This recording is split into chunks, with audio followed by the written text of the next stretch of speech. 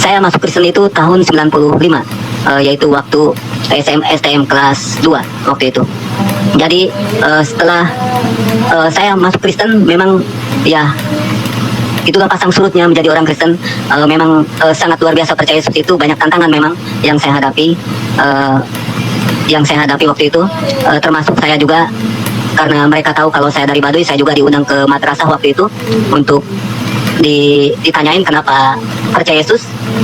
Tetapi saya entah kenapa, saya bisa melihat kuasa Roh Kudus itu sangat luar biasa bekerja bagi diri saya waktu itu. Barusan kita melihat cuplikan salah seorang Muslim yang taat dari suku Baduy. Dia mengaku percaya kepada Tuhan Yesus karena Tuhan Yesus sendiri yang menyatakan diri kepadanya, di mana banyak hal yang Tuhan buat di dalam kehidupannya. Sekalipun dalam perjalanannya mengikuti Tuhan Yesus ada banyak tantangan, tetapi dia mengerti bahwa melalui itu imannya semakin diteguhkan di dalam Kristus. Bahkan karena kecintaannya terhadap Tuhan Yesus, ia berani meninggalkan kepercayaan lamanya. Walaupun banyak tantangan dan masalah yang dialami, ia tidak pernah menghiraukan itu. Karena ia telah yakin 100% bahwa hanya ada di dalam Kristus, hanya ada di dalam Yesus Kristus, ada jaminan keselamatan.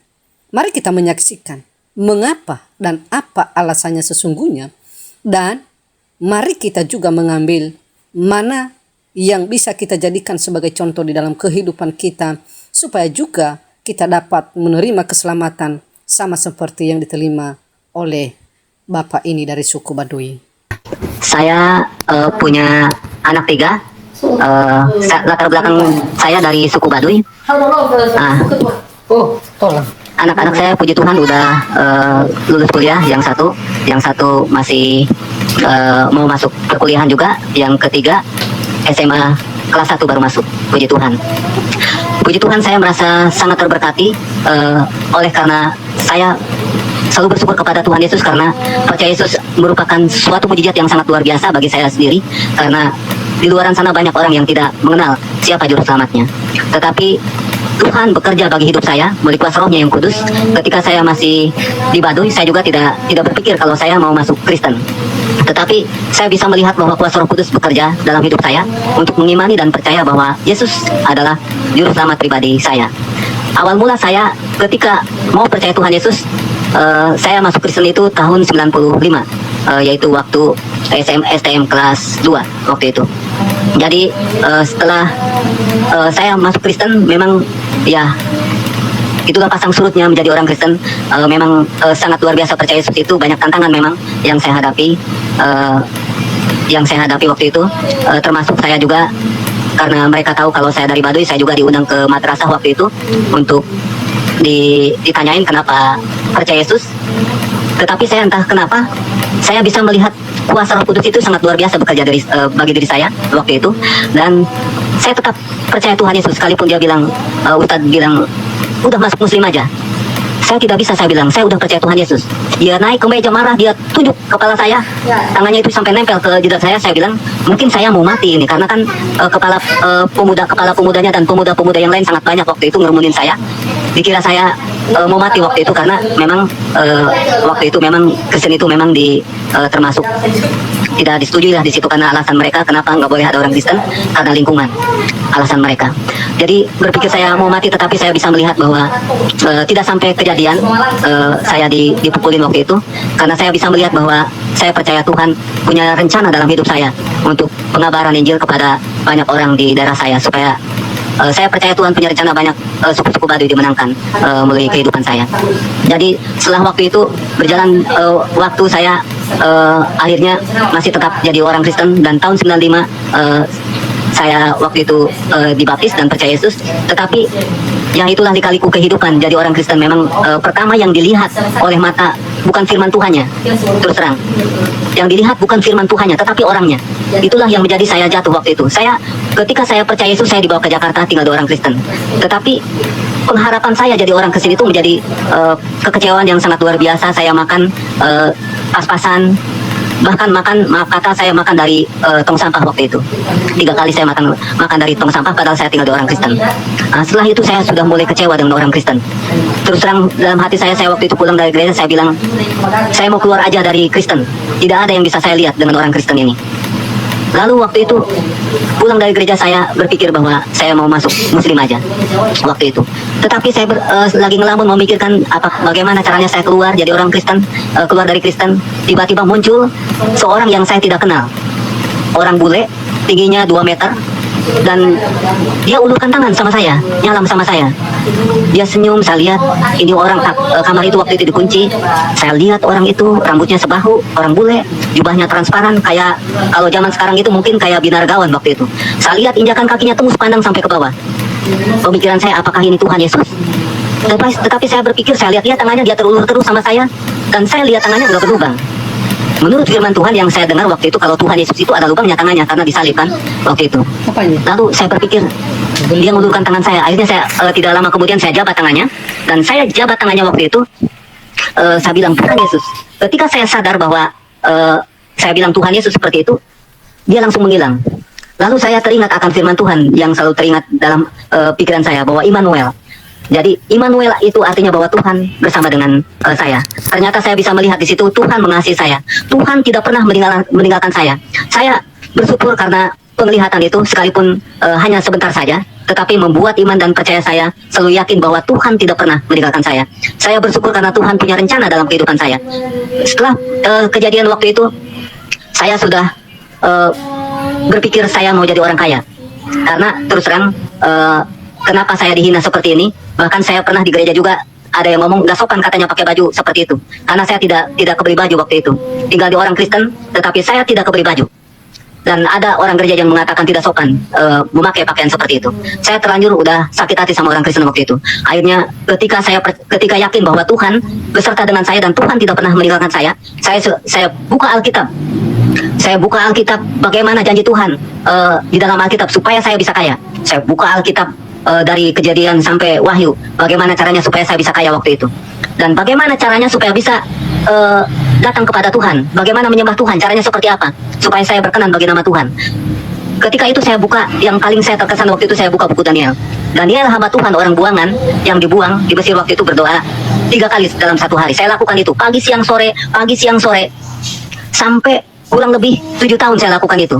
Jadi ketika saya datang ke Jakarta, kebetulan pekerjaan saya adalah seorang petani, dan puji Tuhan saya juga suka bawa barang ke Jakarta biar dikit-dikit. Ketika saya datang ke Jakarta jam 12 pas waktunya untuk berdoa, jam 12 saya berdoa. Di kamar mandi dimanapun saya berdoa. Yang penting kalau udah Allahu Akbar, saya berdoa bertelut di situ. Tidak lama kemudian setelah waktu itu saya perasaan udah 4 tahun sampai 5 tahun mungkin itu perasaan udah seperti aneh setelah berdoa seperti itu. Jadi kayak sangat luar biasa pekerjaan Tuhan dalam hidup saya. Jadi saya waktu setiap kali berdoa datang kepada Tuhan kayak aneh. Jadi setelah mungkin saudara nggak bisa membayangkan ya, karena itu hubungan saya dengan Tuhan, pribadi saya dengan Tuhan. Tetapi yang setelah saya 7 tahun berjalan berdoa seperti itu, meminta kekayaan kepada Tuhan, apa janji Tuhan saya tuntut di dalam Alkitab, bagaimana caranya supaya saya bisa kaya. Tetapi ya puji Tuhan, mungkin rencana Tuhan berbeda ya dengan karena waktu itu tahun 2004 kejadiannya. Waktu tahun 2004 saya pulang gereja berdoa dan bertelut, dan tiba-tiba tangan saya dibentangkan terus kayak melayang-layang mengelilingi dunia waktu itu. Udah gitu hari Minggu pertama, hari Minggu kedua, hari Minggu ketiga saya lakukan lagi, dan saya lihat pakaian gereja saya langsung berubah jadi jubah putih dan diangkat ke atas dengan kecepatan yang sangat luar biasa waktu itu.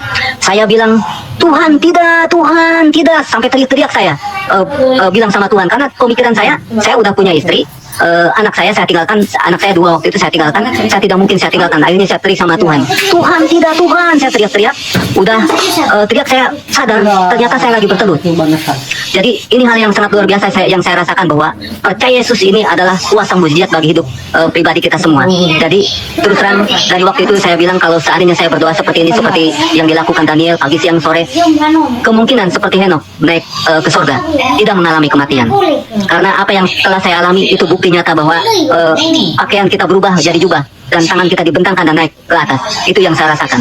Dari waktu itu saya bilang sama istri, "Mah, saya bilang nggak usahlah saya berdoa seperti itu lagi, karena 7 tahun saya berdoa seperti ini, tetapi hal yang aneh yang saya rasakan, saya bisa terangkat ke atas dengan saya tidak sadar gitu ya, diangkat ke atas. Tetapi puji Tuhan ya, pada waktu itu sekalipun saya mengalami hal yang mujizat yang sangat luar biasa, saya waktu itu akhirnya saya berhenti berdoa seperti itu. Saya bilang sama istri, nggak usah berdoa seperti itu lagi. Akhirnya saya berdoa seperti biasa-biasa aja, dan keinginan saya untuk menjadi orang kaya, ya puji Tuhan saya sekarang kaya di dalam Tuhan. Karena apa? Karena saya merasakan berkat kasih Tuhan yang sangat luar biasa dalam kehidupan saya, bahwa Tuhan tidak pernah membiarkan dan meninggalkan saya. Dan ketika dari kejadian waktu itu saya pergi lagi, akhirnya kejadian waktu itu saya di Bandung waktu itu, saya pergi lagi ke kampung saya, ke Cipengembar, Baduy, perbatasan antara Rangkas Bitung dan Baduy waktu itu, pertengahan. Saya ada kuasa mujizat juga. Kebetulan saya puji Tuhan, saya seorang petani bawa barang ke Jakarta, dan waktu itu saya juga lihat berkat-berkat Tuhan yang sangat luar biasa. Saya pengen punya motor waktu itu, tetapi uang tidak cukup. Tetapi Tuhan membukakan jalan untuk saya mendapatkan motor ini. Sampai akhirnya 4 tahun berjalan, itu motor selesai. Setelah punya motor, saya bilang sama Tuhan, "Tuhan, saya pengen kendaraan Rosbach." Saya bilang sama Tuhan, saya percaya Tuhan menyediakannya. Puji Tuhan, saya datang ke dealer waktu itu dengan ya puji Tuhan, saya tidak berpikir apa-apa, tetapi ya cara Tuhan sangat luar biasa. Administrasi tentang pengambilan kendaraan, Tuhan siapkan semua. Saya hanya diam aja di rumah, dan kendaraan itu puji Tuhan lunas, dan Tuhan juga mengaruniakan kendaraan juga yang lain buat saya. Ya puji Tuhan, saat ini saya sangat bersyukur karena saya bisa melihat akan penyertaan kuasa Tuhan, boleh kasih karunia-Nya yang tidak pernah membiarkan keluarga kami. Mujizat yang terakhir yang saya bisa lihat untuk saat ini, anak saya ini, ya mungkin ya kalau saudara tahu daerah Banten ini memang penuh dengan ilmu-ilmu kayak sihir, santet seperti itu ya. Di daerah kami ini identik dengan itu. Kebetulan anak kami ini kena dengan hal-hal yang seperti itu waktu itu, beberapa tahun, 3 tahun lalu lah kena. Saya bingung bagaimana caranya untuk menyembuhkannya. Bagaimana caranya saya berdoa sama Tuhan Yesus, sepertinya biasa-biasa saja, tidak ada perubahan buat anak kami. Saya entah kenapa bingung, saya mau berbuat apa. Saya udah stres dengan keadaan seperti yang kami alami. Terus terang kurang lebih hampir 3 tahun dengan keadaan seperti itu. Jadi di Banten ini identik memang dengan hal-hal yang demikian. Suatu ketika datanglah hamba Tuhan dari Jakarta. Kebetulan hamba Tuhan ini dia bekas orang Muslim, tetapi dia masuk Kristen. Dia memiliki ilmu batin yang sangat luar biasa. Dia bilang sama saya ketika datang ke rumah, Pak Tatang, ini di sini ada orang naruh sesuatu di rumah Bapak. Ya tujuannya supaya terpuruk lah, supaya hancur gitu keluarga. Masa iya sih Bu, saya bilang gitu sama ibu ini. Iya serius, saya doakan nanti, dia bilang gitu. Didoakan sama ibu ini, datangin orang yang membuat ilmu ini ke ibu ini. Pak, ini orangnya datang tadi malam ke saya. Ibu ini bilang, masa iya Bu? Iya, ini Pak Tatang, ini tidak bisa seperti doa biasa. Coba berdoa seperti yang dilakukan hamba Tuhan Yosua untuk mengalahkan kuasa kegelapan, kuasa-kuasa roh di udara. Dia bilang sama saya, bagaimana caranya? Kelingi aja. Satu malam, pagi sore, pagi 7 kali, sore 7 kali. Saya coba waktu itu saudara, saya lakukan karena penasaran, karena anak kami, saya ingin supaya anak kami ini sehat. Akhirnya saya kelilingi rumah saya satu hari 2 kali, pagi dan sore, 7 kali. Saya kelilingi, pertama tidak apa-apa, kedua tidak apa-apa, ketiga datang. Orang itu datang, yang bikin itu datang ke saya dalam mimpi. Ngapain kamu keliling-keliling, katanya. Enggak, saya bilang gitu. Lalu saya berdoa lagi, keliling sampai 7 kali. Ke-7 kali datang lagi dia.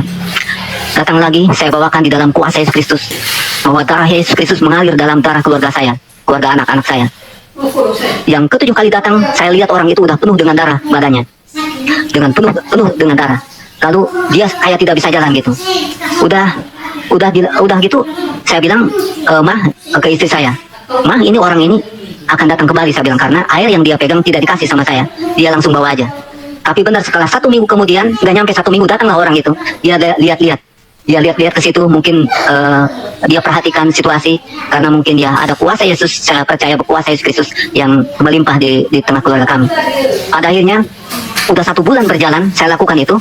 Jadi 1 bulan berjalan saya lakukan itu, saya bisa melihat semua orang yang punya ilmu-ilmu seperti itu dengan dilakukan seperti yang hamba Tuhan lakukan Yosua. Saya bisa melihat kuasa mujizat yang sangat luar biasa. Saya bisa melihat mereka sangat marah sama saya. Karena saya gunakan Yesus Kristus.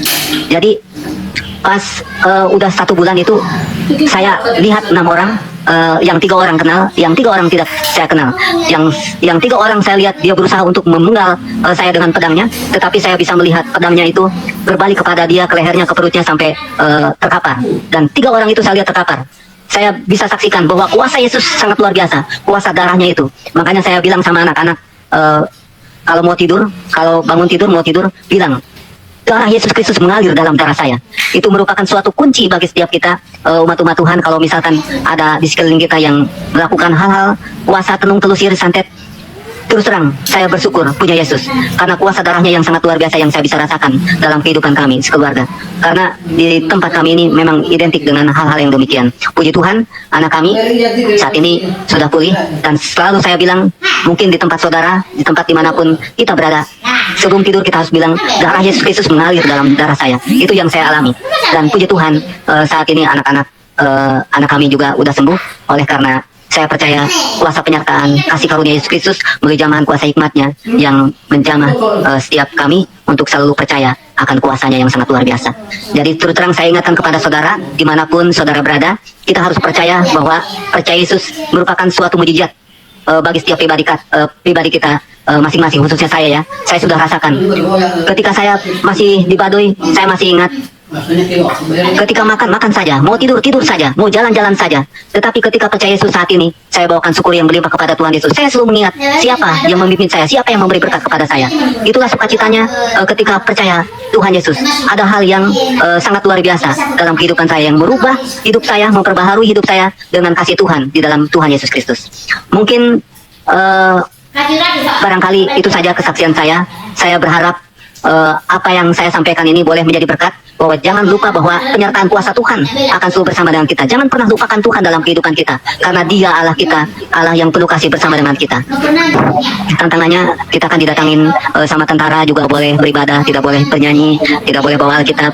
Terus kita juga diserang sama massa, 3 kali kita diserang sama massa, dan dilumpurin semua pakaian-pakaian kita, rumah-rumah kita dilumpurin sama mereka, dan kita sempat juga kabur waktu itu. Karena alasan apa, Pak? Tidak boleh ada orang Kristen.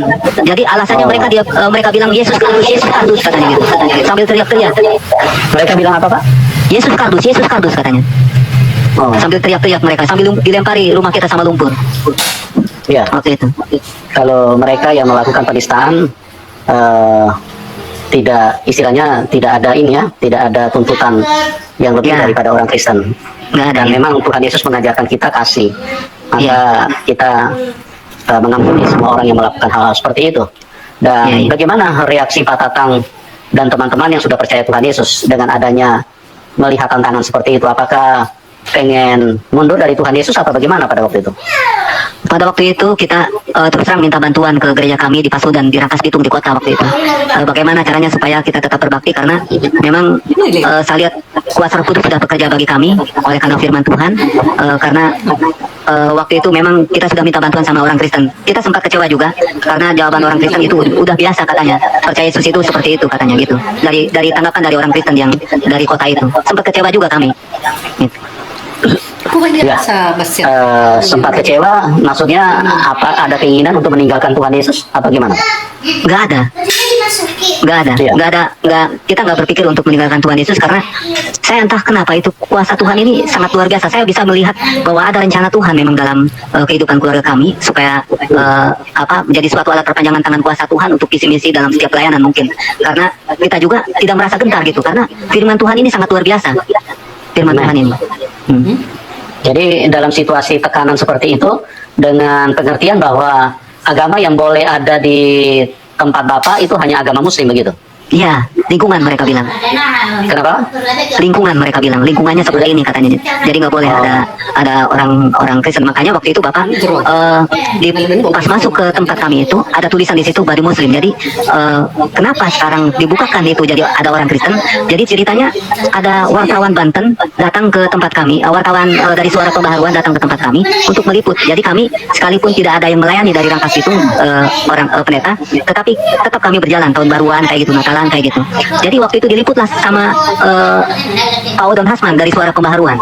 Setelah diliput, rupa-rupanya liputan itu dimasukin koran, nyebarlah sampai istilahnya ke bupati akhirnya ngamuk, kok ada orang Kristen di tempat kami. Akhirnya pelang yang di depan Baduy Muslim itu akhirnya dicopot. Dan saya dengar sih mereka marah juga karena ternyata ada orang Kristen di lingkungan kami, seperti itulah. Ya, oke. Itu awal mulanya terbuka Kristen. Ya. Puji Tuhan, karena Tuhan Yesus tidak kekurangan cara untuk menyatakan kasih-Nya, menyatakan kuasanya, sehingga walaupun mengalami tantangan, mengalami tekanan, tetapi Pak Tatang dan kawan-kawan pada waktu itu tetap mempercayai. Baik, terima kasih saudara-saudaraku yang kekasih di dalam Tuhan Yesus. Saya terus terang berpesan kepada saudara kita semua bahwa saya katakan percaya Yesus merupakan suatu kuasa mujizat yang sangat luar biasa supaya kita bisa diselamatkan. Bayangin di luaran sana banyak orang yang tidak percaya kepada Tuhan, tetapi dengan percaya Tuhan Yesus kita sudah memiliki jaminan untuk bisa bersama dengan Tuhan di dunia ini juga di dunia yang akan datang.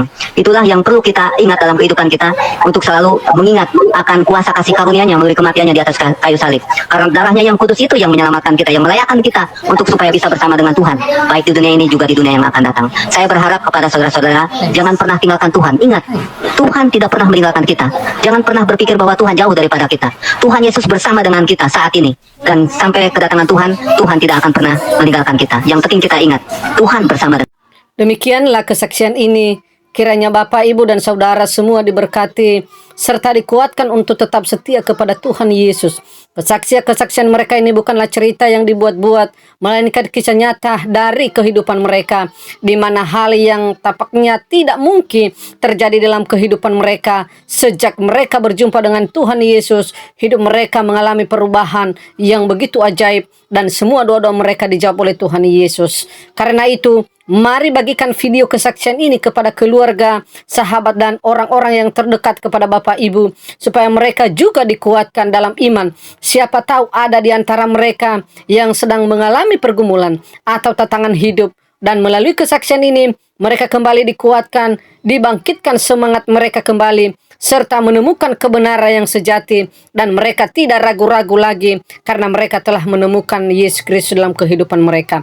Terima kasih, sampai jumpa di video selanjutnya. Tuhan Yesus memberkati.